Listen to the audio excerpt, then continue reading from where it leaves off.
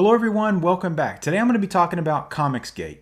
I'm a little late to the party on this, but this is something that is huge in the comic book community that I wasn't aware of until recently.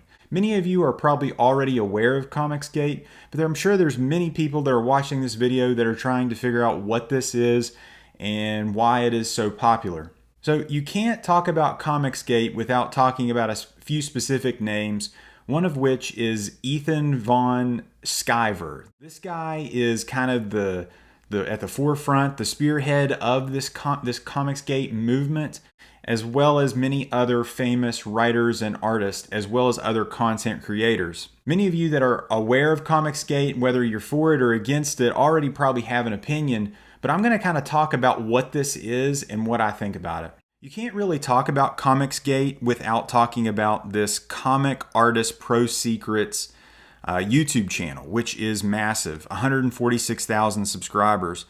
And in its description, it's a comprehensive, fun YouTube channel based on helping artists and writers get better at their craft. But what you find pretty quickly is this channel is not really about that entirely. It's one of these channels that is kind of a sensationalist type channel, or a what's hot, catch the zeitgeist. What's Disney doing? How's Disney flopping? How's the MCU flopping? A channel like that, which many of you are probably thinking, well, hey, wait a minute, isn't Sticky Goose Comics about that? Well, I definitely have made content like that, but I would like to think that my channel is varied and kind of shows what the comic book community really is. Well, this channel and other channels that are of this ilk, they are very clickbaity in a lot of the things that they are talking about. So one of the main reasons I'm making this video was on my search for trying to find what comicsgate was. It led me to where all searches lead, Wikipedia, and we have got to take a look at this Wikipedia page. This may be one of the most biased wiki pages I've ever seen. Comicsgate is a right-wing campaign in opposition to diversity and progressivism in North American superhero comic book industry.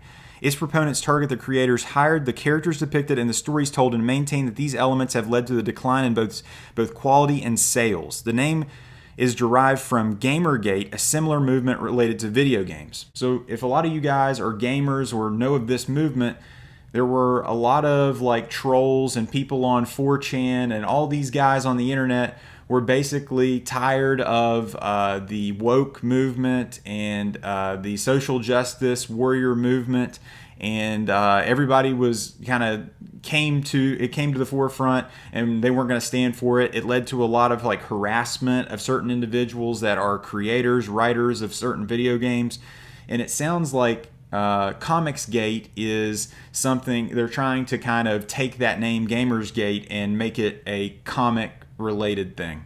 Its members present it as a consumer protest, primarily advocating their views on social media. Some have produced books intended to reflect the group's values. It is part of an alt-right movement and has been described by commentators as a harassment campaign which targets women, people of color, and LBGT folk in the comic book industry. Threats of violence and vandalism of one store were attributed to the campaign. That paragraph right there, whoever wrote this is obviously anti Comicsgate, obviously, but for you to have this side, this opinionated of a side, that gets my, kind of scratches my head, kind of gets my gears going of what is actually happening here. So as I was saying earlier, the guy that's kind of at the forefront of all of this is this Ethan Van Sciver. And this guy has been on huge books in the past. Big X-Men books, that Jeff Johns Green Lantern run, a lot of the stuff in the New 52. I mean, this guy has been on DC Comics and Marvel and the big two. He's been around the block. Apparently all this kind of came to a head in the 2010s when that was like the rise of the Kamala Khan era, the all new, all different, that Marvel Now .1 time period where they were basically taking Captain America, Spider-Man, Captain Marvel, traditional characters that we knew, and replacing them by female or racial minority characters. This led to a lot of backlash from comic book buyers and consumers, and specifically this creator, where he was tired of this, and it led to this breaking away and him pulling away and making his own content. And what happened later on was basically a lot of writers and artists banded together, which so many times this happens. If you go against the grain, you go against what the hive mind, the common collective says, you get ostracized. Got big names: Jeff Lemire, Scott Snyder, Donnie Cates, Bill Sienkiewicz, Tom Taylor, Kelly Thompson, Benjamin Percy, Greg Pak. I mean, these are big names that are still writing for Marvel and DC today, and they basically came out against this comicsgate movement, separating themselves from that. So if we look at what this Ethan von Schaber has done, I mean, this is a pretty large backlog, pretty large log of content that he's created. A lot of stuff from the 90s, specifically this Cyber Frog, which we'll get to later in the video. He's got some booby covers there, some titty covers, and then he gets into this new X-Men run with Grant Morrison, very famous run, and there we actually get the first appearance of Phantom X later in that run in New X-Men 128. But he's a very prominent, I mean, his name is on these comics, on the front cover as the artist. So, I mean, this guy was super well known. And then he gets into these Green Lantern books with Jeff Johns, which is widely accepted as the best Green Lantern run ever. And I can attest to those first issues of Green Lantern from that run. They were incredible. He has many of his books all lead into like the late 2010 or the mid 2010s, even into a little bit of the late 2010s. But then you see after that he kind of breaks away, and then he's making these independently produced graphic novels, which are producing $400,000, $500,000 on Indiegogo backers from like 10,000, 15,000 people. So I had to do a little bit more digging. I was trying to find where this comicsgate stuff is. Where can you buy these books? Where are people going to look at this? And there's this site, comicsgate.org, where they are basically promoting all of these creators, specifically content creators in this situation, of basically their content that they're making, and a lot of the things that they're making is clickbaity type stuff. It's outrage. It's talking about woke culture, social justice, warrior culture. Basically what we're seeing in the MCU, the DCU, Disney Plus, how these movies are doing, if they're failing, actors. It's very TMZ-esque drama.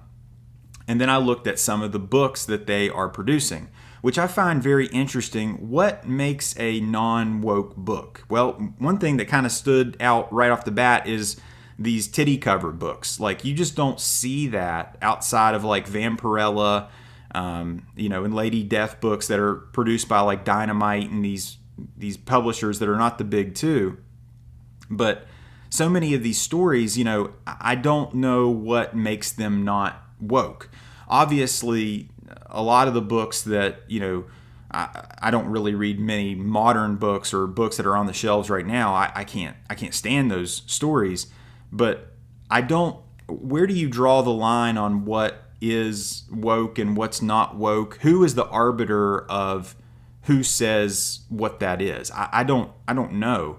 I'm assuming it's this Ethan von Schaber guy, where he says, if this is approved, because obviously these titles have to have been read and approved before they can be promoted on this site. That kind of leads me to the discussion I'm trying to make, where I'm going to just clear the air right here. There are creators, one of which we just saw on that site, Yellow Flash. He is a huge channel, multiple videos a day, millions of views, and actually watches my videos, and I appreciate that. It's just interesting to me that there's this whole other comic book content world out there that is huge, and people are consuming that. A lot of the YouTube videos I watch are based around, what books people are picking up, and CGC slabs, and stuff like that. Those are the type of videos that I'm watching. These videos from these creators are this outrage type videos where they're very clickbaity, they're very, they're trying to inspire some sort of emotion that usually is negative, that makes you want to click that and see what it is. I've been accused of being angry or very negative. Let me know in the comments, put hashtag sticky smash if you think that I'm a negative content creator, I'm angry. I don't feel angry, but I do make videos that are about controversial things, and people get angry about that. That's just what happens. And also, I'm brutally honest with the mistakes that I've made and the things that I've done. That's just part of the content I make, and then people get angry about that. That is what it is. But this is something totally different. This is inspiring anger based on your political stance. This is anger based on, you're tired of the political correctness, the political wokeness of what Hollywood and the media is pushing.